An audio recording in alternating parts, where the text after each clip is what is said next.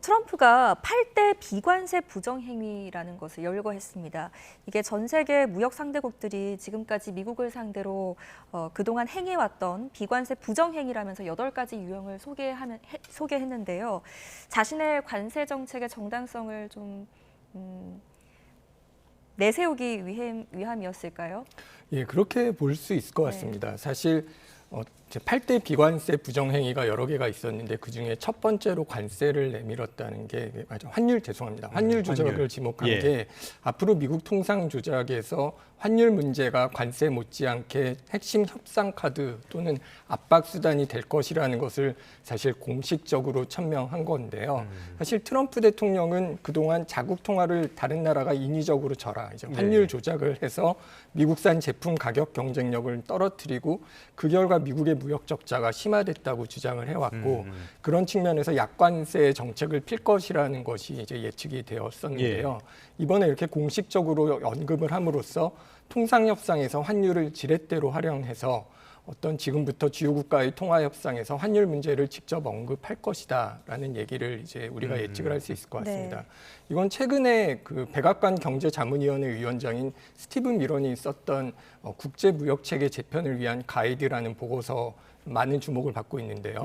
여기서도 언급된 내용이랑 일치합니다. 미런은 보고서에서 기축통화, 이제 국제금융거래에서 기본이 되는 돈인데 이 기축통화 보유국가인 미국이 무역 적자랑 제조업 붕괴를 해소하려면 환율 압박이 강력한 무기가 될 수 있다고 밝혔었는데요. 이게 1985년에 달러에 대해서 엔화 가치를 인위적으로 높일 것을 이제 압박했던 플라자 합의라는 것이 있었습니다. 그를 통해 이제 그 이후에 엔화 가치가 굉장히 올라가면서 일본 경제가 10년, 20년, 30년 침체로 잃어버린 갔었던 30년으로 가는 계기가 된. 그것이 계기가 됐던 플라자 합의인 건데요. 그런 식의 어떤 환율 에 대한 압박이 다시 필요할 것이다라고 보고 있는 거고요. 사실 환율 조작국이라는 것은 이제 처음 있는 건 아닙니다. 사실 1988년도 종합무역법이랑 2015년 교역촉진법에 따라서 이제 이것을 하고 있는데 특징적인 건 이건 재무부가 매년 상반기 하반기에 환율 보고서를 내고 그에 따라서 환율 정책을 감시하고 국제사회에서 압박하는 방식인데 이거는 사실 IMF나 죄송합니다. WTO의 문제를 제기하는 것 외에는 사실 즉각적인 제재는 없습니다. 방법이 있겠죠.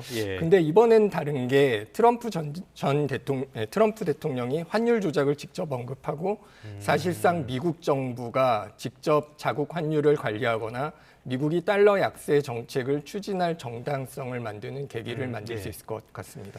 참 트럼프가 보면은 약달러를 원하는 건지 달러 패권을 얘기하는 걸 보면은 강달러를 원하는 건지 좀 혼돈스러울 때가 있는데 약달러를 위해서 장기 국채 매입을 요구를 언급할 가능성도 있다. 이거는 무슨 말입니까? 이제 보통 통상적으로 위기가 발생하면 투자자들이 주식을 팔고 안전한 미국 국채랑 달러로 자금을 이동시킵니다. 일반적이고 이런 경우에는 사실 위험 자산인 달러의 가치가 오르는 게 맞습니다. 근데 최근에 나타난 현상은 주식은 물론 미국 국채하고 달러까지 동시에 하락하고 있거든요. 그러니까 위험 자산도 하락하고 달러 같은 안전 자산도 나빠지고. 그래서 물론 다른 안전 자산, 달러가 아닌 프랑이나 엔화 같은 것은 오르고 있다라는 측면에서 어떤 말씀하신 것과 같은 미국이 안전 자산으로서의 가치를 좀 더 잃어버리고 있는 게 아니냐라는 우려가 되고 있는데요. 실제로 이 현상을 시장에서 이제 트리플 약세라고 얘기를 하고 있는데 10년물 국채 금리가 불과 일주일 사이에 3.9%에서 4.5%를 넘을 정도로 급등을 했고요.